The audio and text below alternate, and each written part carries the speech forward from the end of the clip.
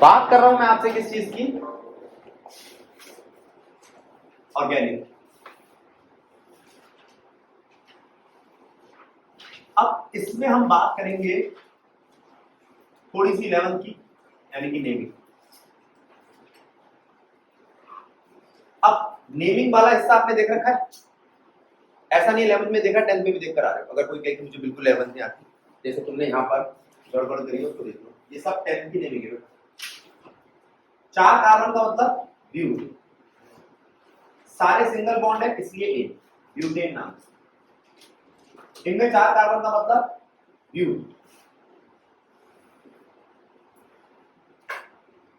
Butane.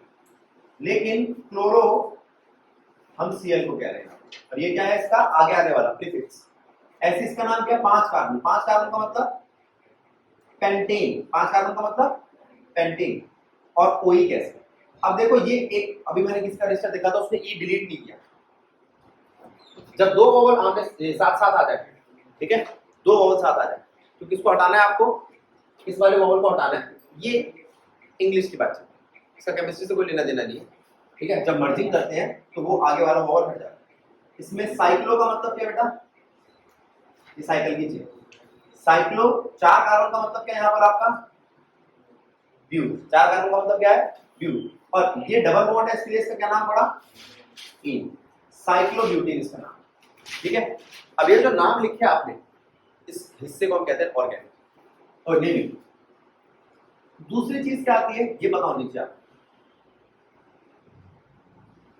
तीसरी, क्या आपने एक चैप्टर पढ़ा था रिएक्शंस वाला? रिएक्शन वाले क्वेश्चन में आपके एक तो आ जाते हैं फिल इन द ब्लैंक्स वाले, ABCD वाले।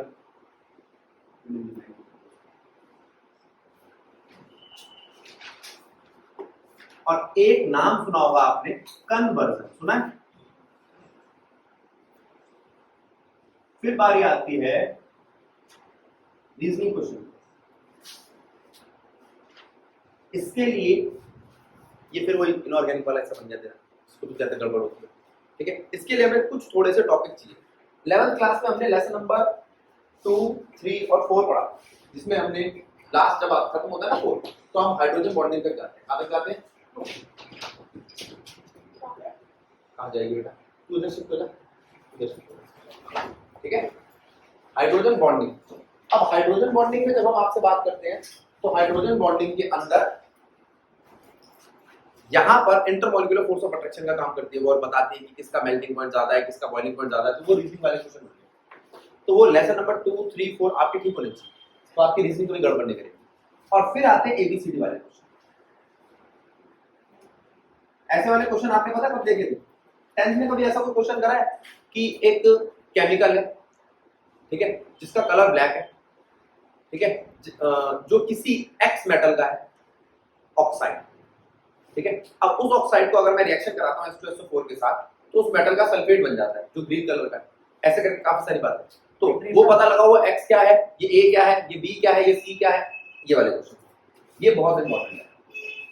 लेकिन ये तब आएंगे जब आपकी कन्वर्जन प्रिपेयर हो। तो ये सारी चीजें हमें देखनी ऑर्गेनिक केमिस्ट्री। तो ऑर्गेनिक केमिस्ट्री में जो 11th क्लास में आपने नेमिंग की थी वो अब भी इंपॉर्टेंट है, और वो सारी आपको आनी चाहिए। नेमिंग तो ठीक है, लेकिन नेमिंग के साथ साथ आपको पता है कि कार्बन की प्रॉपर्टीज क्या क्या है? कार्बन की वैलेंसी कितनी है?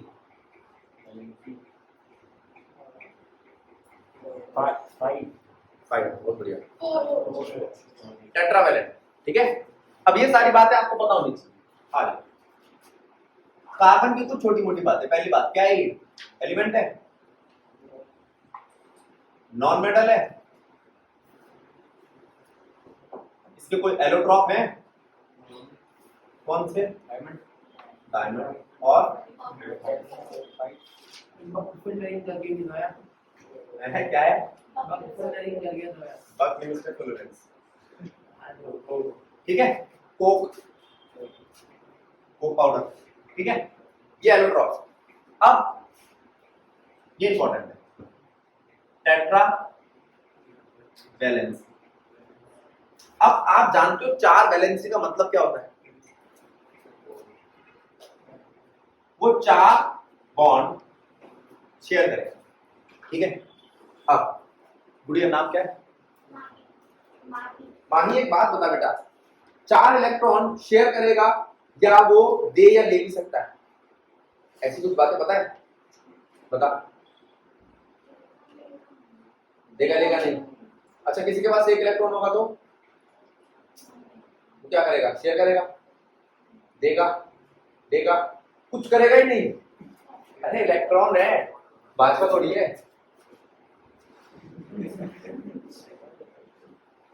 करेगा, कुछ तो करेगा,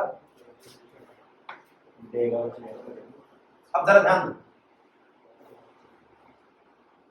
अब बारी आती है इस चीज की। क्या ये आपको पता है? तो बेटा आराम से बता मेरे को, जो तुमको ठीक लगता है, जो नहीं लगता टेंशन मत ले। यार दाढ़ी वाले पूछ समझ रही है तो तुम आराम जवाब दे, परेशान क्यों रही? क्योंकि बच्चों वाला क्वेश्चन है, जवाब नहीं दे। बता, और मास्क हटा ले थोड़ी देर के लिए। बता, मेरे को सुनाई देता ना इतनी दूर तक, बुजुर्ग हूं बेटा मैं। बैलेंस इलेक्ट्रॉन का मतलब समझती है? जैसे मैंने तेरे से पूछा, ये ग्रुप है, ग्रुप फर्स्ट, सेकंड, 13, 14, 15, 16, 17, 18, कितने ग्रुप दिखे?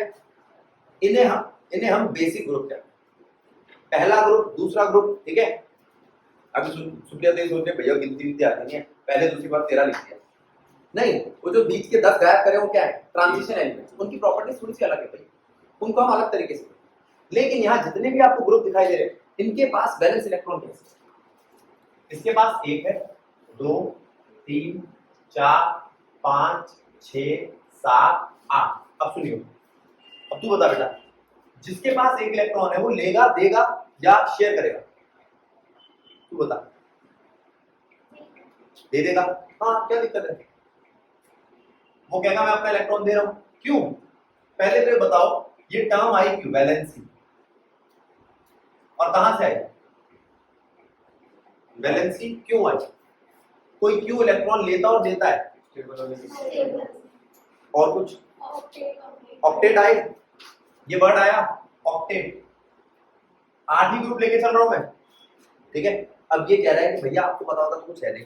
कभी कभी ऐसा होता है कि किसी एक ही एलिमेंट की एक से ज्यादा वैलेंसी होती है, तो उसको हमने वैलेंसी हटाकर नाम नया रख दिया ऑक्सीडेशन स्टेट। क्या नाम दे दिया? बात सही है। अब वो कैसे ऑक्सीडेशन स्टेट होती है? वो क्यों कभी 1 देता, कभी 2 देता, क्या कर रहा है यार? तो उसको देखेंगे पहले। इसके लिए आपको पता होना चाहिए कि किसकी कितनी वैलेंसी है। ये 1 दे सकता है, ये 2, ये 3, ये 4, ये 3 ले सकता है, ये 2, ये 1, ये 0। जिसके पास 8 इलेक्ट्रॉन है, क्या वो इलेक्ट्रॉन लेगा या देगा? ठीक है, इनसे हम बात नहीं करते बेटा, ये कुछ लेते देते नहीं, अंबानियों का खानदान है, इनर्ट गैसेस, याद रहेगा। लेकिन अगर मैं जैसे इसके बारे में पूछूं और इसके बारे में पूछूं तो ये इलेक्ट्रॉन देता है, ये इलेक्ट्रॉन लेता है, ठीक है। ये हैलोजन और ये इनर्ट गैस, याद रहेगा। ये छोटी मोटी बातें आपको पता होनी चाहिए। अब देख आगे, ये सारी चीजें इनऑर्गेनिक, ये याद नहीं करनी, समझनी। अब इसको देख, ये क्या है? मेटल्स है। कौन से मेटल है? S block. क्या बोलते थे हम इसको? Alkali metal. और ये एल्कलाइन अर्थ मेटल। अच्छा, मेटल का मतलब समझते हो हर्षित? मेटल का मतलब क्या होता है? लोहा। लोहा, अरे वाह। मेटल का मतलब लोहा। Metal man, iron man metal man है। आयरन होता है लोहे का मतलब। जो इलेक्ट्रॉन लूज करने की टेंडेंसी रखता है। तो ये दोनों कैसे हैं? इलेक्ट्रॉन लूज करने की टेंडेंसी रखते हैं। और इसके अलावा आपको कुछ नहीं सोचना। ये इलेक्ट्रॉन लूज करना चाहते हैं, लेकिन ये क्या चाहते हैं? इलेक्ट्रॉन गेन करना चाहते हैं। अब मैं आपसे पूछ रहा हूं, जो हैलोजन है 17 ग्रुप है, जो इलेक्ट्रॉन गेन करना चाहता है वो मेटल है नॉन मेटल है? नॉन मेटल है। क्या सारे हेलोजन नॉन मेटल है? हाँ, सारे हेलोजन नॉन मेटल है। खत्म कहानी। इनमें से कोई इलेक्ट्रॉन गेन नहीं करना चाहता? नहीं। तो लूज नहीं करना चाहता? नहीं। ये सारे गेन करना चाहते हैं? हाँ। वो सारे के सारे गेन करना चाहते हैं, सारे के सारे लूज करना चाहते हैं। खत्म कहानी। लेकिन इनमें एक्सेप्शन है, वही जो तूने कहा कि भैया तो एक्सेप्शन होता है। वो एक्सेप्शन क्या है, उसका कंसेप्ट क्या है? क्या ये सारे के सारे मेटल और नॉन मेटल स्पेसिफिक है या कुछ चेंज आ सकता है? बताओ। शाबाश। कैसे? सुनो, अब बात सुनो, क्या चेंज आ सकता है बता। सुनना बेटा जरा इसकी, बोल बेटा। जैसे उसके अंदर हम जो एसपीडीएफ वाली कॉन्फ़िगरेशन करते हैं उसके अंदर भी जैसे उसके शेल्स के हिसाब से जैसे आता है कौन सा था 26 था शायद से क्रोमियम का। हाँ उसका एक्सेस आता है 24, क्रोमियम 24 होता है। वो ठीक है, मैं पूछ रहा हूँ तेरे से कि यहाँ पर मेटल और नॉन मेटल में क्या एक्सेप्शन आ सकता है? सोच, थोड़ा दिमाग लगा, आराम से तसल्ली से क्वेश्चन का जवाब देना, ठीक है? बता। हाँ, गलत जवाब। बोलो और कोई बोलो। कार्बन नहीं हो सकते क्या? ऑक्सीडेशन स्टेट में आ सकता है। मैंने आपको क्या कहा? मैंने आपको ये कहा, ये ग्रुप है फर्स्ट, ये सेकंड, ये दोनों मेटल है। क्या है दोनों? ये ग्रुप है 15, 16, 17, ये सारे नॉन मेटल। फिर मैंने ये कहा ये जनरल बात।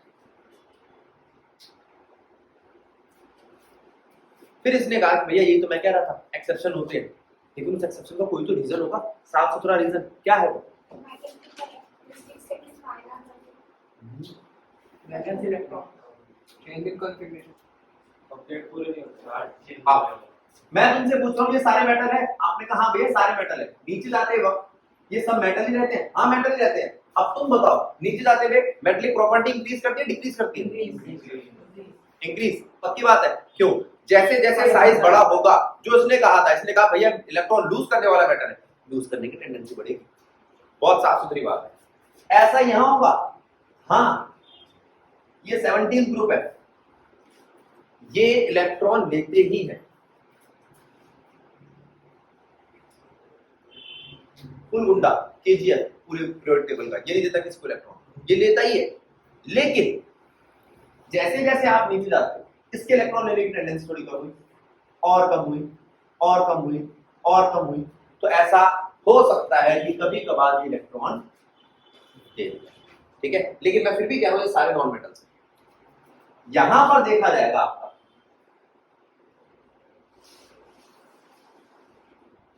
कि नीचे जाते वक्त मेटलिक कैरेक्टर इंक्रीज कर रहा है। ये कौन था? अच्छा नॉन मेटल, ठीक है? ये कौन था? ये भी नॉन मेटल, ये मेटलॉइड, ये मेटल्स। वो नॉन मेटल, मेटलॉइड, मेटल। तो मेटलिक कैरेक्टर क्या हो रहा है? नीचे आते हैं increase. Down the group metallic character क्या होता है? Increase. Down the group metallic character क्या होता है? इंक्रीज। और इधर से इधर जाते हैं मेटलिक कैरेक्टर क्या होता है? लेकिन क्या उनमें कोई एक्सेप्शन आता है? हाँ, जैसे यहां दिखाया। अब मैं आपसे बात कर रहा हूं इन ग्रुप्स की या इसकी। ये किस ग्रुप का है? ये थोड़ा सा एक्सेप्शन है, ये 14 ग्रुप का है। जो 14 ग्रुप के होते हैं वो ना इलेक्ट्रॉन देते हैं ना इलेक्ट्रॉन लेते हैं, वो तो शेयर करते हैं, ठीक है? अब मैं आपसे पूछ रहा हूं इस ग्रुप के इलेक्ट्रॉन देने की टेंडेंसी कैसी है? तो आपने कहा ये इलेक्ट्रॉन देता ही है, लेकिन कौन ज्यादा अच्छा देगा? ये या ये? अब ये एक्सेप्शन है। अब तो कोई एक्सेप्शन लग रहा, ये कंसेप्ट है ना? हाँ, अब मत बोलना कि चीज एक्सेप्शन होती है। तो कौन सा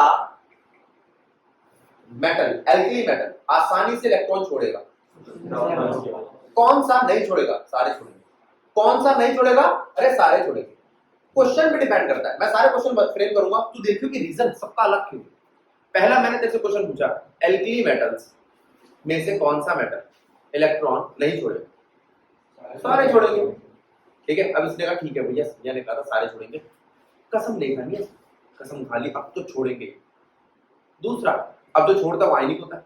अब इसने कहा कि अब मैंने अगला क्वेश्चन पूछा, कौन सा ऐसा एलिमेंट सारे एल्किली मेटल्स, अब मैं कंपेयर किसको कर रहा हूं, एल्किली मेटल्स को या हैलोजन को भी, सिर्फ एल्किली मेटल्स, जो आसानी से इलेक्ट्रॉन नहीं छोड़ेगा, सबसे ऊपर वाला। फिर तो क्या कभी तो क्या सब छोड़ देंगे, अब क्या नहीं छोड़ेगा, ठीक ठीक लगा लो भैया। नहीं नहीं नहीं नहीं, मैं कंपेयर किसको कर रहा हूं, एल्किली मेटल। तो एल्किली मेटल्स में नीचे जाते हुए क्या हो रहा है, इंक्रीज। अगर मैं तेरे से एल्किली मेटल और हैलोजन पूछता तो तू किसको बोलता, एल्किली मेटल अच्छा। एल्किली मेटल छोड़ देंगे, हैलोजन नहीं छोड़ेगा।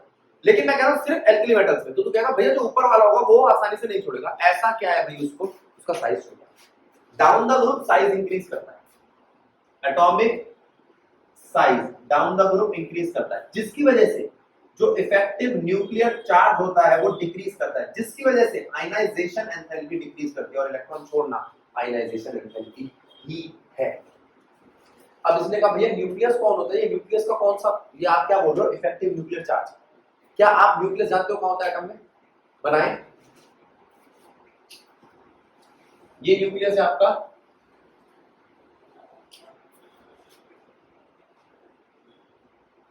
ये शेल्स हैं, फर्स्ट सेकंड थर्ड, साइज बढ़ रहा है, और अगर शेल का साइज बढ़ रहा है तो उसका मतलब क्या है, साइज बढ़ रहा है एटॉमिक साइज, और अगर एटॉमिक साइज बढ़ रहा है तो इलेक्ट्रॉन, अब देख न्यूक्लियस में कोई चीज ऐसी है जो इलेक्ट्रॉन को अट्रैक्ट करती है, अच्छा वो अब ज्यादा अट्रैक्ट करेगी या अब ज्यादा अट्रैक्ट करेगी, वो तो दूर हो गया। कल फिजिक्स की पहली क्लास है ना, कल ही पता चल जाएगा इसके बारे में, इसको बोलते हैं इलेक्ट्रोस्टैटिक फोर्स ऑफ अट्रैक्शन, ठीक है, क्या बोलते हैं इसको, इलेक्ट्रोस्टैटिक फोर्स ऑफ अट्रैक्शन। ये बहुत छोटी सी बात है, अभी पूछूंगा और आपको पहले से पता है क्योंकि छोटी क्लासेस में हम ये कई बार पढ़ चुके हैं।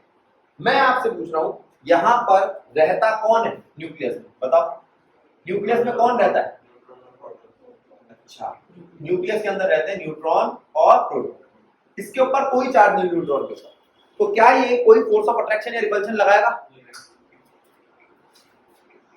प्रोटॉन लगाएगा, क्या प्रोटॉन इलेक्ट्रॉन को अट्रैक्ट करेगा, क्या प्रोटॉन इस वाले इलेक्ट्रॉन को अट्रैक्ट करेगा, क्या इसको अट्रैक्ट करेगा, और इसको, तो तुम कहोगे भैया यहां पर एक फोर्स है, फोर्स ऑफ अट्रैक्शन किसके बीच में, बिटवीन न्यूक्लियस और वो न्यूक्लियस और इलेक्ट्रॉन की अट्रैक्शन जितनी ज्यादा होगी ना उतना वो ज्यादा इलेक्ट्रॉन को अट्रैक्ट करेगा, इसका मतलब साइज बढ़ने से ये इफेक्टिव न्यूक्लियर चार्ज या ये फोर्स कमजोर, तो आप कहोगे ये डिपेंड करती है डिस्टेंस के स्क्वायर पे, जितना डिस्टेंस बढ़ा उतनी इफेक्टिव न्यूक्लियर चार्ज की फोर्स कमजोर हो गई। क्या ये चार्ज पे भी डिपेंड करती है, मैंने कहा यहाँ पर एक इलेक्ट्रॉन है या दो इलेक्ट्रॉन है या तीन इलेक्ट्रॉन है, इस बात पे डिपेंड करती है, हाँ जितने ज्यादा इलेक्ट्रॉन उतना ज्यादा बढ़ेगा। किसके चार्ज पे डिपेंड करती है, न्यूक्लियस के या इलेक्ट्रॉन के या दोनों के, दोनों। अगर न्यूक्लियस का चार्ज बढ़ता जाए, इलेक्ट्रॉन का चार्ज बढ़ता जाए तो उनकी अट्रैक्शन बढ़ती जाएगी, साइज क्या होगा, तो यही पता चल गया कि इफेक्टिव न्यूक्लियर चार्ज साइज से इनवर्सली प्रोपोर्शनल है, वो तो हम वैसे ही कह रहे हैं, effective nuclear charge inversely proportional to atomic size. दूसरी बात आप मुझे बताओ, इलेक्ट्रॉन लूज करने की एनर्जी आयनाइजेशन एंथैल्पी ज्यादा होगी या कम होगी इफेक्टिव न्यूक्लियर चार्ज से। अब देखो ये न्यूक्लियस है, इसने इलेक्ट्रॉन्स को पकड़ के रखा है, तो तुम्हें ज्यादा ताकत लगानी पड़ेगी या खुले में, ज्यादा कब लगानी पड़ेगी, जब पकड़ के ज्यादा रखो, तो इफेक्टिव न्यूक्लियर चार्ज जितना ज्यादा उतनी आयनाइजेशन एंथैल्पी ज्यादा। लेकिन एटॉमिक साइज से तो उल्टा है, इसका मतलब अगर किसी का एटम बड़ा है तो उसके इलेक्ट्रॉन को निकालना आसान नहीं होगा, आसान होगा। अगर किसी का एटम बड़ा है तो वो न्यूक्लियस उस इलेक्ट्रॉन को अप्रोच नहीं कर पाएगा, आसानी से उड़ा के ले जाएगा उसको कोई, ठीक है, तो आयनाइजेशन एंथैल्पी कम हो जाएगी, इसका साइज बड़ा होगा। तो down the group ionisation enthalpy decrease, उसका रीजन क्या है कि down the group effective nuclear charge decrease करता है, और down the group effective nuclear charge decrease करने का रीजन क्या है, क्योंकि एटॉमिक साइज इंक्रीज करता है। अब कोई क्या भैया नहीं एटॉमिक साइज क्यों इंक्रीज करता है ये भी समझ जाएगा, वही पूछ रहा है, मैं क्या कर सकता हूं, ठीक है। तो हम कहेंगे भैया एक बात समझ लो, ऊपर सिर्फ पहले वाले पीरियड में एक शेल, दूसरे वाले पीरियड में दो शेल, तीसरे वाले पीरियड में तीन शेल, चौथे वाले पीरियड में, पांचवें वाले पीरियड में, तो साइज बढ़ेगा ना, आई बात समझ में, 2 मिनट ठीक है। अभी स्टार्ट समझ में आया, कोई दिक्कत, माही समझ आया।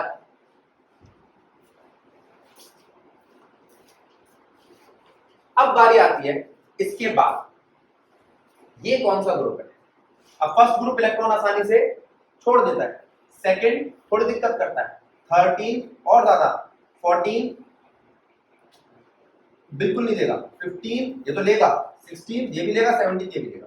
तो आप कह सकते हो यहां से यहां आते हो इलेक्ट्रॉन लूज करने की टेंडेंसी क्या हो, इंक्रीज या डिक्रीज? डिक्रीज। और यहां से यहां जाते वक्त इलेक्ट्रॉन लूज करने की टेंडेंसी और डिक्रीज। ये पूरा चल रहा है, चलने दो। लेकिन अगर मैं आपसे इनके बारे में पूछूं तो कि क्या ये पूरा आयनिक है? आयनिक, कम आयनिक और कम आयनिक कोवलेंट। देखो ये आपका फर्स्ट ग्रुप है बेटा, सेकंड, 13, 14, 15, 16, 17, 18, ठीक है? क्यों 8 ग्रुप बनाए? 8 उंगलियां थी, ऐसा नहीं है 8 ही ग्रुप। देखो ये फर्स्ट ग्रुप है बेटा, ये फर्स्ट ग्रुप इलेक्ट्रॉन देना चाहता है और ये लेना चाहता है, बन गया आयनिक बॉन्ड। ये एक देना चाहता है, एक लेना चाहता है, लेकिन ये 2 देना चाहता है। अब मेरे को एक बात बता, किसी से एक इलेक्ट्रॉन निकालना आसान है या 2? एक निकालना आसान है, दूसरा वो कहेगा मैंने देना, ठीक है? दूसरा, अब ये 2 तो ये ना बनाएंगे तो आयनिक, उतना अच्छा आयनिक, तो तुम कहोगे पार्शियल आयनिक, थोड़ा सा कोवलेंट। ये मैं कह रहा हूं नहीं, फैजान बोल। फिर तीसरा इलेक्ट्रॉन लेना आसान है? नहीं, ये तो और मुश्किल है और कोवलेंट। तो चौथा लेना, वो देगा ही नहीं। तो चौथे वाले ज्यादातर अच्छे कोवलेंट होते हैं, प्योर कोवलेंट कह सकते हो आप कार्बन के, ठीक है? फिर मैं आपसे पूछता हूं इसके बाद, इन सब के बाद इस ग्रुप को देखो एक बार, जगह नहीं है।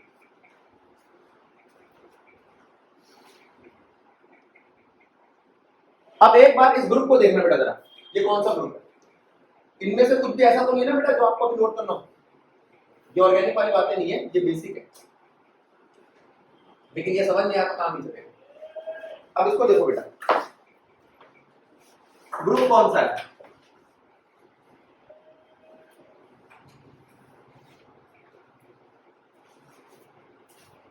अब मैं आपसे पूछ रहा हूं सी, SI, GE, SN और PB, ये जो पूरी रो दिखाई दे रही है इसमें, अब तू बताइए बेटा नीचे जाते हुए एटॉमिक साइज क्या हो रहा है? सुनो इसकी बात, शाबाश। नीचे जाते हुए इफेक्टिव न्यूक्लियर चार्ज क्या हो रहा है? Decrease, very good. Ionisation enthalpy है डिक्रीज।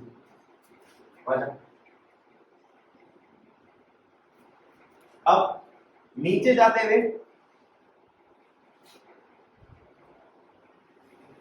आयनाइजेशन एंथैल्पी डिक्रीज कर रही है, तो नीचे जाते हुए इलेक्ट्रॉन लूज करना क्या हो जाएगा? आसान या मुश्किल है?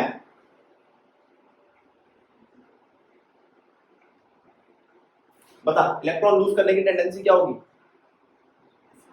आसान हो जाएगी, ठीक है? पुरुषोत्तम समझ आया? पक्का? तो नीचे जाते हुए इलेक्ट्रॉन लूज करने की टेंडेंसी क्या हो गई? खत्म कहानी। तो तुमने कहा भैया जैसे जैसे नीचे आता जाएगा इलेक्ट्रॉन आसानी से लूज करेगा। क्या करेगा इलेक्ट्रॉन? अगर इलेक्ट्रॉन आसानी से लूज करेगा तो तुम ये नहीं कह सकते नीचे वाला तो मेटल है, वो तो आयनिक है। नीचे जाते जाते 14 ग्रुप भी आयनिक बन गया क्या? क्या लेड आयनिक है? हाँ। तो तुम लोग अभी तो कहते 14 ग्रुप आयनिक नहीं होता, तो रीजन क्या है उसका? नीचे जाते जाते साइज इंक्रीज करता है, साइज इंक्रीज करने से इलेक्ट्रॉन लूज करना आसान हो जाता है। अब तो नीचे जाते हुए कोवेलेंट कैरेक्टर क्या होगा? तो तुमसे कोई पूछे कार्बन कोवेलेंट है? पक्का कोवेलेंट है। उसके बाद सिलिकॉन थोड़ा सा कम, जर्मेनियम और थोड़ा कम, टिन और लेड ये बहुत कम। मैं बोल दूं आपको ये दोनों मेटल है। क्या है दोनों? और मेटल का मतलब ही होता है जो इलेक्ट्रॉन देगा। ये दोनों क्या है? ये मेटलॉइड है। आगे जाके आप पढ़ोगे सेमीकंडक्टर बनाने का काम। ये कंडक्टर समझते हो आप? जो इलेक्ट्रिसिटी कंडक्टर है। और ये इंसुलेटर क्या है? ये इलेक्ट्रॉन नहीं देगा, इसके पास फ्री इलेक्ट्रॉन नहीं है। और कंडक्टर वही बन सकता है जो अपने इलेक्ट्रॉन्स से चार्ज को फ्लो कराने में मदद करे। कल वाली क्लासेस में हम ये बात करेंगे। अब ये तो बात समझ में आ गई, फिर से आ जाओ सीधे। अब मैं आपसे पूछ रहा हूं कि कार्बन क्या है? आयनिक या कोवेलेंट? हाँ, अब मुझे ये सारी बातों पे ध्यान देना, एलोट्रोपिक वगैरह पे ध्यान नहीं देना। एक ये कैसा है, एक बात। दूसरी बात ये कैसा है।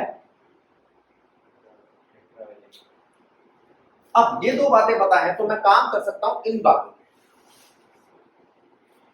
एक, क्या ये वर्ड सुना है?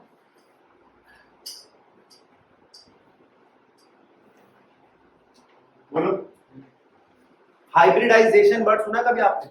क्या होता है हाइब्रिडाइजेशन, बेटा बता। बहुत बढ़िया माही, तो नहीं पता क्या होता है? sp3, इसको जो अच्छी लगती थी ना हाइब्रिडाइजेशन बोल रही है, sp3 मैंने बहुत सुनी, आप लिख लो जल्दी बता। वो सिंगल बॉन्ड होता है, कोवैलेंट वाले जो होते हैं नंबर, मतलब कितने सिंगल कोवैलेंट बॉन्ड्स हैं उनको देखा, ये गलत बता रहा है। जिनके स्ट्रक्चर बनाने होते हैं sp3, हाँ, बनाने स्ट्रक्चर होते हैं, लेकिन इतनी भयंकर डेफिनेशन मत दिया करो कि उसके बारे में टीचर सर दे मारे बोल। जिनके बाद बाइट कंबाइन करके सिंगल एनर्जी फॉर्म करते हैं। हाँ, ये फिर भी अच्छी है।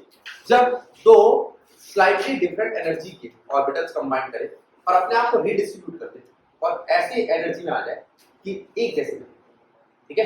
जैसे इसने कहा कि भैया s ऑर्बिटल था, p ऑर्बिटल था, कंबाइंड हुए sp बन गया। क्या बन गया? s और p मिलकर sp बन गया। चलो देखो, हाइब्रिडाइजेशन की कोई दिक्कत नहीं, हाइब्रिडाइजेशन समझाना। अब हाइब्रिडाइजेशन में मैं देखता हूं पेयर ऑफ इलेक्ट्रॉन। क्या देखता हूं? पेयर ऑफ इलेक्ट्रॉन 2 हो सकते हैं, 3 हो सकते हैं, 4 हो सकते हैं। क्यों? क्योंकि कार्बन के पास 4 से ज्यादा है ही। फिर इसने कहा भैया 4 हो सकते हैं, 4 ही होते हैं। तो उसकी बात आ गई, ये कह रहा है कि भैया सिंगल बॉन्ड नहीं, सिग्मा बॉन्ड ही काम आता है। कौन सा बॉन्ड काम आता है? सिग्मा। तो पेयर ऑफ इलेक्ट्रॉन में इससे मुझे पता चलता है 2 वालों का मतलब होता है sp हाइब्रिडाइजेशन, 3 वालों का sp2 हाइब्रिडाइजेशन और 4 वालों का sp3 हाइब्रिडाइजेशन। बात समझ आई? पक्का ये बात समझ में आ गई? अब आप में से कुछ बच्चे मुझे बताएंगे, तो यहां पर मैं अगर इसकी बात करूं, इस कार्बन की जिस टॉपिक पे चल रहा था, तो टेट्रावैलेंट का मतलब क्या हुआ? क्या ये टेट्रावैलेंट है? क्या ये टेट्रावैलेंट है? क्या ये टेट्रावैलेंट है? हाँ, 4 वैलेंसी है। ऐसा हो सकता है चारों सिंगल हो, ऐसा हो सकता है कि एक डबल और 2 सिंगल हो, ऐसा हो सकता है कि एक ट्रिपल और एक सिंगल हो, और ऐसा हो सकता है कि 2 डबल हो। इसके अलावा कोई और प्रोबेबिलिटी है? सिग्मा बॉन्ड क्या है और पाई बॉन्ड क्या है? बताओ। जितने भी सिंगल बॉन्ड है, इसका मतलब आप ये कह सकते हो कि अगर यहाँ पर ये सिंगल 4 बॉन्ड है तो 4 सिग्मा बॉन्ड है। बिल्कुल सही। यहाँ पर सिंगल सिंगल सिंगल, ये तो डबल बॉन्ड है। हाँ, तो ये पाई बॉन्ड है। ये कैसा है? 3 सिग्मा 2 पाई। ये क्या है? 2 सिग्मा 2 और ये 2 सिग्मा। पहले मुझे समझाओ, ये बात ठीक लिखी है या गलत लिखी है? सिग्मा बॉन्ड पाई बॉन्ड समझ में आता है? सिग्मा बॉन्ड का मतलब है जिसमें एंड टू एंड ओवरलैपिंग, एक बारी इंटर न्यूक्लियर एक्सिस पे हो। इस पे हो इंटर न्यूक्लियर एक्सिस। जल्दी से एक बारी इसका रिकैप कर लेते हैं। सिर्फ सिग्मा बॉन्ड की कोई बात करें आज से, तो S के साथ सिग्मा बॉन्ड बना सकता है, S P के साथ सिग्मा बॉन्ड बना सकता है, P के साथ सिग्मा बॉन्ड बना सकता है, बशर्ते ये इसका इंटर न्यूक्लियर एक्सिस हो। क्या हो ये कौन सा एक्सिस है? Inter nuclear axis. ये क्या है इसका? ये भी इंटर न्यूक्लियर एक्सिस है। एस का तो कोई एक्सिस ही नहीं होता, वो एक्स वाई जेड में नहीं तोड़ा जाता, वो अकेला होता है। हाँ, ये भी क्या है? Inter nuclear axis. अगर इंटर न्यूक्लियर एक्सिस पे एक बार बॉन्ड बन गया तो दूसरा बॉन्ड जो बनेगा वो इंटर न्यूक्लियर एक्सिस पे नहीं बनेगा, उससे परपेंडिकुलर बनेगा। आपने कहा इंटर न्यूक्लियर एक्सिस तो जेड एक्सिस था। क्यों? एनसीईआरटी ने कहा, और एनसीईआरटी के हमें माननी पड़ती है। तो अच्छा, ये जरूरी नहीं है कोई क्वेश्चन में ये कह दे कि इंटर न्यूक्लियर एक्सिस एक्स लो, तो आप एक्स से क्वेश्चन चला लें, ठीक है? फिर वही कसम, यहाँ इस टॉपिक में हम दिखा सकते हैं। इनऑर्गेनिक में बस ये दिक्कत है, वो थोड़े बहुत चेंजेस ला सकते हैं। अब मैं आपसे कह रहा हूं ये इसका एक्स एक्सिस है, ये भी इसका एक्स एक्सिस है, तो क्या हो गया? जोड़ दो भाई इनको। अरे कहां से जुड़ेंगे? ये जो जुड़े पड़े हैं, ये जुड़ेंगे तो बीच में गैप आ गया तो ये जुड़ नहीं सकते।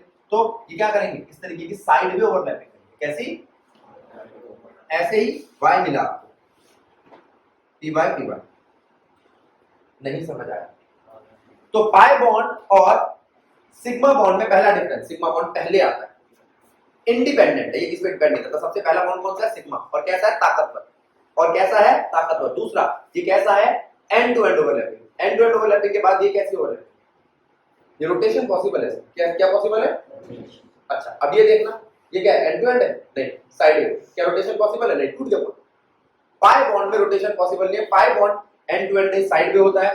पाई बॉन्ड सिग्मा के बाद आता है, इंडिपेंडेंट नहीं है, डिपेंडेंट है। पाई बॉन्ड जब आता है उससे पहले एक सिग्मा आ चुका होता है। अब मैंने आपको कहा कि किसी के पास एक ही बॉन्ड है तो पहला है भैया तो सिग्मा ही होगा। अच्छा दो है तो एक सिग्मा तो दूसरा पाई होगा, दूसरा सिग्मा भी नहीं होता, याद रहेगा। अच्छा अब एक सिग्मा है तो दो, अच्छा अब एक सिग्मा है तो तीनों, खत्म कहानी। मतलब एक सिग्मा के बाद जो भी है मार्केट में फिर सारा पाई है। ये बात समझ आई? ठीक है, 2 मिनट के लिए ठीक है। अब जरा ध्यान देना बेटा, अब ये वर्ड क्या यूज किया मैंने? हाइब्रिडाइजेशन। थोड़ा सा समझाऊंगा फिर आगे बढ़ जाऊंगा। अगर मैंने तेरे से कहा एक एस है और एक पी है तो दोनों जुड़ना चाहते हैं तो क्या बन जाएंगे? S P. कैसे जुड़ते हैं एक समझाऊंगा, सारे समझाऊंगा, बहुत टाइम लग जाएगा, इसके लिए वीडियो देख लेना। ऐसे जुड़ते हैं,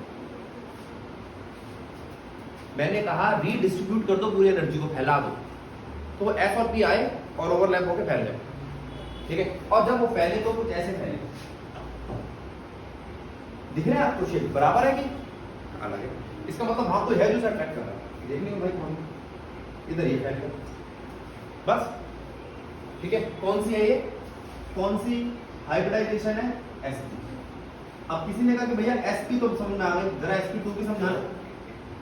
एक एस और दो पी, ठीक है भाई समझा देंगे। एक एस दो पी जोड़ दिए, फिर क्या करना है? रीडिस्ट्रीब्यूट करना है। हाँ बेटा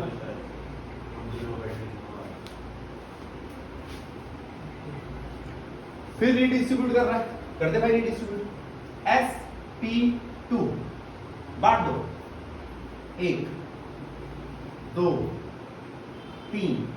अब यहां पर सोचने वाली बात यह है, अब माही क्या सोच रही है, कह रही है कि भैया को बड़ा पता है किस एंगल पे टूटेगा। कुछ ना बेटा, तूने यूं कहा कि भैया ये इतना दूर दूर भी चले गए और ये इतना दूर दूर भी चले गए, कोई टेंशन है क्या इनको? हाँ, ये इलेक्ट्रॉन्स की क्लाउड है। इलेक्ट्रॉन क्या करता है? रिपेल करके कहां जाएगा? अच्छा दो बंदे, एक इधर चला गया एक इधर चला गया, इससे दूर कहां जाएंगे? 3 बंदे, एक इधर चला गया एक इधर चला गया एक इधर चला गया, ठीक है। वो है तीसरा हाथ, ये ना मेरा,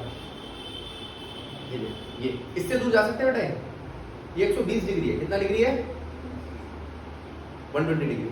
और अगर ये 4 होते तो 90 नहीं, हाँ 90 होना चाहिए अगर प्लेनर हो तो, लेकिन ये 3D बन जाता है। 109.5, ठीक है, 109.5 ले लेता है। टेट्राहेड्रल ज्योमेट्री, बस वहीं तक जाना है हमें जब तक हम पढ़ रहे हैं ऑर्गेनिक। अब अगर मैं आपसे बात करूं कि हाइब्रिडाइजेशन किस पे डिपेंड करती है, तो किस पे डिपेंड करती है? पेयर ऑफ इलेक्ट्रॉन पे। पेयर ऑफ इलेक्ट्रॉन कितने हो सकते हैं? 2 3 4 5 6 7। 7 पे रुक गए, क्यों? 2 रीजन हो सकते हैं, या तो इससे आगे कभी गिनती नहीं आती या कोई और रीजन है। 8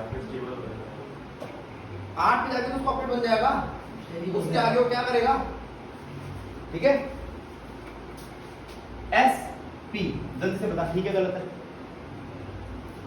sp2। अच्छा एस हमारे पास एक ही था क्या? कितने होते हैं? 5 उठा के बोला करते, सुनाई नहीं देता। 5 होते हैं बेटा। एलिशा एस कितने होते बेटा? सुनना जरा इसकी बात। एस एक ही होता है, क्या होता है ऐसे? बहुत सारा काम है बेटा कल के लिए तुम्हारा, यार खराब नहीं है, तबाह है। ऑर्बिटल भी बोला है। और एस तू समझ, क्या नाम है माही? ये वर्ड सुना है? शेल के अंदर कौन होता है? सब शेल के अंदर कौन होता है? ऑर्बिटल के अंदर कौन होता है? जल्दी बता, बात ठीक है गलत है? पक्की बात है। इसको दिखाने के लिए हम कुछ ना कुछ सिंबल यूज करेंगे। इसके लिए मैं यूज करता हूं एम, एल, एमएल और एमएस। बताओ सही है गलत है? अब शेल क्या हो सकते हैं? पहला शेल, एक रूल है एन हमेशा बड़ा होना चाहिए एल से। एल कई सारे, मैं ऊपर लिख देता हूं, यहां जगह नहीं। एल में लिख सकता हूं 0 1 2 3 4। हाथ खड़ा करके कोई बच्चा बताओ मेरे को आराम से कौन कौन से होते हैं? हर्षित बता लेगा? नाम बता। हाँ इनके नाम। 0 कौन होता है? एस, फिर टी, फिर डी, एफ और जी। शाबाश। ये भी डिस्कवर नहीं है। हाँ, मतलब जब आएंगे उतने इलेक्ट्रॉन तो भर देंगे इसमें, ठीक है? ये हमारा है फ्लोर है हमारे पास इसके बाद आएगा ना? लेकिन हमारे इतने बंदे नहीं हमारे पास। जब आएंगे इलेक्ट्रॉन तो भर देंगे। एल, अब 1 के अंदर तो 0 ही आ सकता है, क्यों? इस कंडीशन के हिसाब से। लेकिन 2 के अंदर कौन आ सकता है? 0 भी आ सकता है, 1 भी आ सकता है। माई ठीक बात है, गलत बात है? 3 के अंदर माई कौन कौन आ सकता है? वो सब आ सकते हैं। 4 के अंदर 0 1 2 3 4। अच्छा, इसका मतलब 1 के अंदर कौन आया? सिर्फ एस। 2 के अंदर कौन आया? एस बी और एक पी बी। 3 के अंदर कौन आया? एक एस, एक पी और एक डी। गलत है। मैं तुमसे पूछूं इसके अंदर ऑर्बिटल कितने होंगे? ऑर्बिटल होते हैं माइनस एल से प्लस एल तक। ऑर्बिटल कितने होते हैं? माइनस एल से, तो कोई बताएगा 0 का माइनस क्या होता है? 0 प्लस भी 0, एक ही डब्बा होगा, ऐसे इसमें होगा। लेकिन 1 के क्या होता है? -1। ये बात इसके समझ नहीं आई। अब बता फिर से माही, एस के अंदर कितने ऑर्बिटल होते हैं? पी के अंदर कितने होते हैं?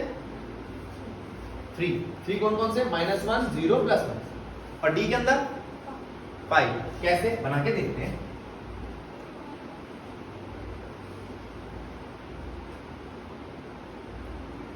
-1 0 +1 -2 -1 0 +1 +2। सही है, समझ आया? टेंशन मत ले, आराम से बताया कर क्या क्या चीजों में गड़बड़ है, ठीक है? पहले मुझे भी नहीं आती थी केमिस्ट्री, फिर मैं गया गली नंबर 6 में D72 में, अच्छे सर पढ़ा के। हाँ हाँ, क्या नाम बेटा? सुना सुना सा नाम है, बताइए। स्मार्ट सर है क्या? अब एक डब्बे में कितने इलेक्ट्रॉन आते हैं? 2 2 6 2 6 10। अगर एफ होता तो मैं उसमें 14 इलेक्ट्रॉन था। अब तुम बोलते भैया थोड़ा सिस्टम लग रहा है तो कि 1 3 5 ऑर्बिटल्स कैसे? 1 3 5, यानी कि ऑड नंबर में। और इलेक्ट्रॉन्स कैसे? वो तो उनके डबल ही आएंगे, 2 6 और 10। तो अगला क्या होगा? 14। और उसका अगला क्या होगा? 18। कितने का गैप है? 4 4 का गैप है। चलो ये भी समझ में आ गया, ठीक है? बात दिया, समझ में आया? ये सारी बातें समझ में आ गई। तो तुम कह सकते हो कि अगली हाइब्रिडाइजेशन होगी एस पी पी और एक और sp3, और उसकी अगली क्या होगी? s p p p और एक और d, और उसकी अगली क्या होगी? s p p p और 2d, और इसमें क्या होगी? s p p p और 3d। खत्म कहानी। तो लास्ट कॉन्फ़िगरेशन, लास्ट हाइब्रिडाइजेशन क्या है? sp3d। तो 2 है तो sp, 3 है तो sp2, 4 है तो sp3, 5 है तो sp3d, 6 है तो sp3d2, 7 है तो sp3d3। ऐसे खुला खुला मत लिखिए बेटा, वैसे लिखना s p, वो जो रेस टू द पावर वाली जगह होती है ना, वहां पर ऊपर लिखना है। अब हाँ जी, ऐसे -0 +1 लिखा है, इसको आप लिखते हो px py pz करके। हाँ वो भी बताया था मैं। डी के अंदर क्या होगा? सब बताता हूँ, बहुत अच्छा। जाने दे बच्चों को, फिर बताता हूँ तुमको। बेटा एक बात पूछ रहा है, ये कह रहा है कि भैया आप मेरे को एक बात बताओ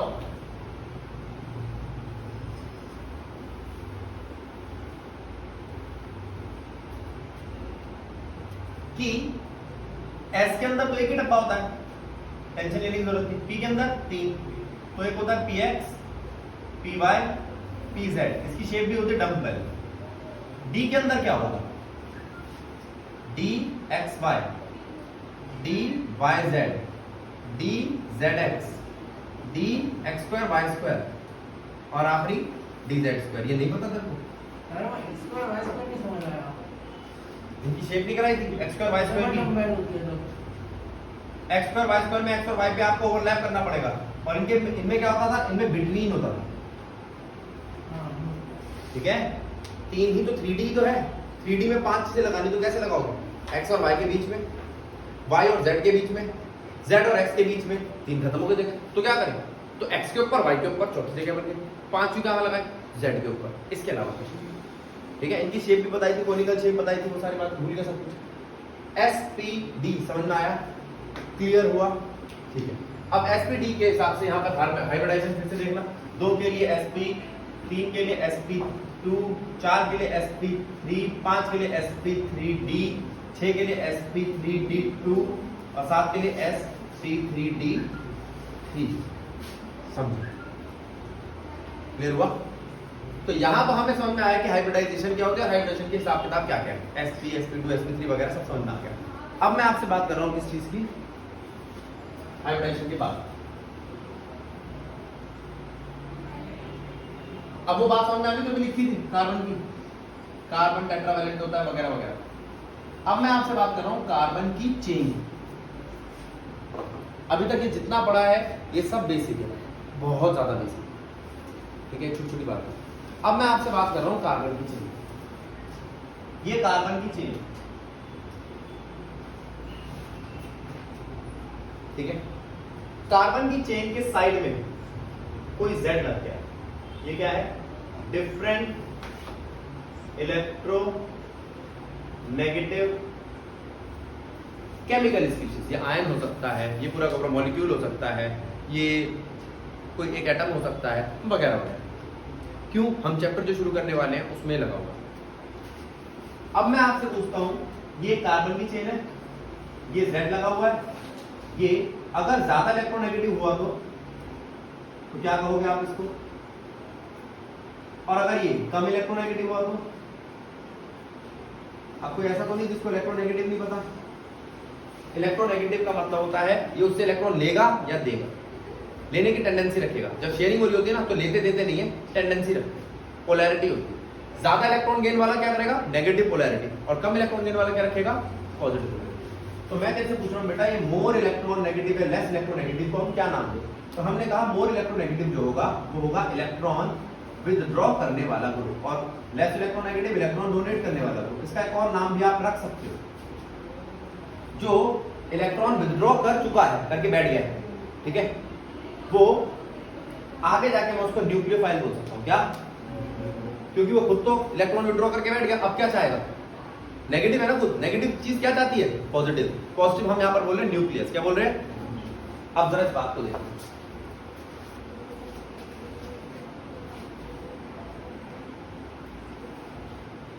अब जरा इसको देखो,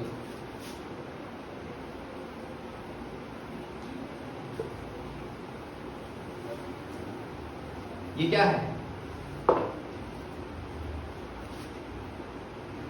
क्लोरीन को मैं ऐसा दिखा सकता हूं, बोलो क्या ये पॉसिबल है, आधे इधर और आधे इधर चले जाएं, ये क्या बनेंगे,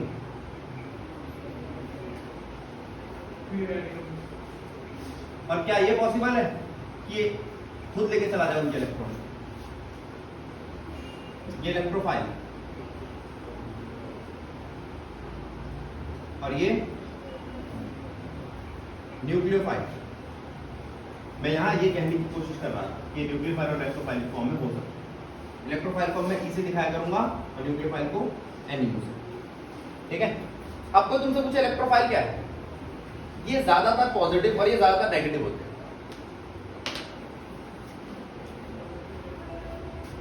इलेक्ट्रोफाइल क्या होते हैं, पॉजिटिव, और न्यूक्लियोफाइल क्या होते हैं, नेगेटिव। अब देखो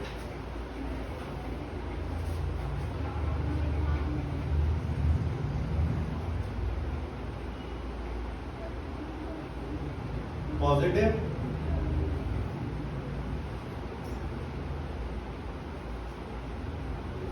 नेगेटिव, और अगर ये न्यूट्रल निकले तो फिर पॉजिटिव कैसे होंगे, न्यूट्रल हो लेकिन इनपे इलेक्ट्रॉन की कमी हो, क्या हो, इलेक्ट्रॉन डेफिशिएंट। ये होते हैं 13 ग्रुप वाले, कौन होते हैं? जो कि दूसरा था 13 ग्रुप वाले अपना ऑक्टेट ही कंप्लीट नहीं कर पाते। 8 कहाँ कर पाया? बोरो 6 ही रह जाते। और ये कौन होते हैं? Electron efficient. क्या? Electron efficient, neutral but electron efficient. अब ये कौन होते हैं? लोन पेयर वाले। जिसके पास लोन पेयर है वो अपना लोन पेयर दे देगा। हाँ दे देगा। तो ये 15, 16 का 17 ग्रुप वाले होते हैं। जब ये मिलते हैं, जब ये इसके साथ रखते हैं इस कार्बन की चेन पे, तो ये अपना असर छोड़ते हैं। क्या छोड़ते हैं? अपना असर छोड़ते हैं। उस असर को हम देखेंगे और चैप्टर की पहली बात देखेंगे। इससे पहले भी चैप्टर स्टार्ट नहीं हुआ। ये सारी बातें क्या थी? आपको पता होना चाहिए इलेक्ट्रोफाइल क्या होता है, आपको पता होना चाहिए न्यूक्लियोफाइल क्या होता है, आपको पता होना चाहिए फ्री रेडिकल क्या होता है। ठीक है, एक बात आपको पता होना चाहिए कि नेमिंग क्या क्या है, थोड़ी बहुत चीजें आपको पता होना चाहिए, हाइब्रिडाइजेशन क्या है और क्वांटम नंबर क्या है। अब हम बात कर सकते हैं आपसे इस चीज पर। दूर नाम देखना क्या है।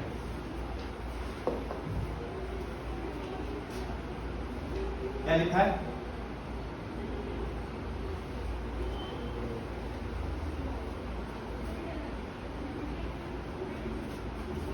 हेलो का मतलब क्या है यहां पर? Halogen group 17। एल्केन का मतलब क्या है? कार्बन की चेन। फिर हेलोजन का मतलब, और ये क्या है? बेंजीन या उसका खानदान।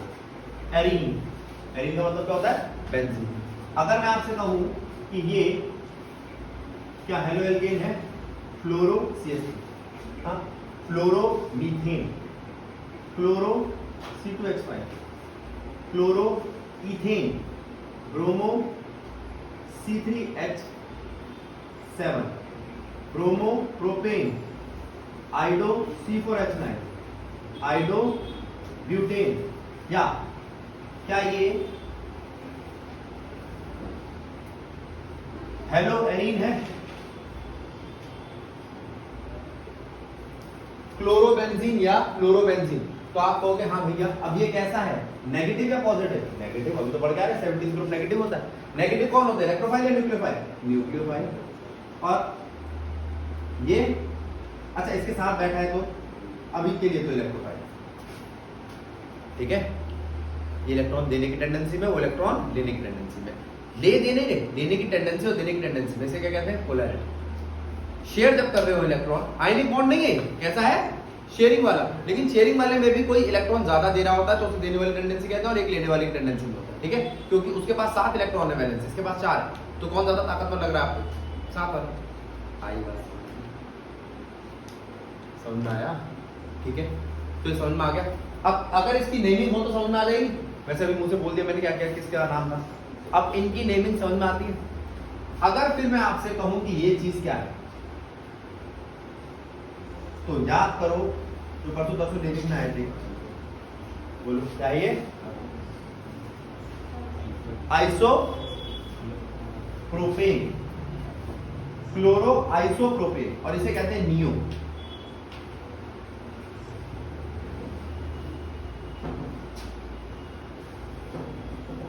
क्लोरो नियोप्रोपेन। ठीक है, आज की क्लास यही समाप्त।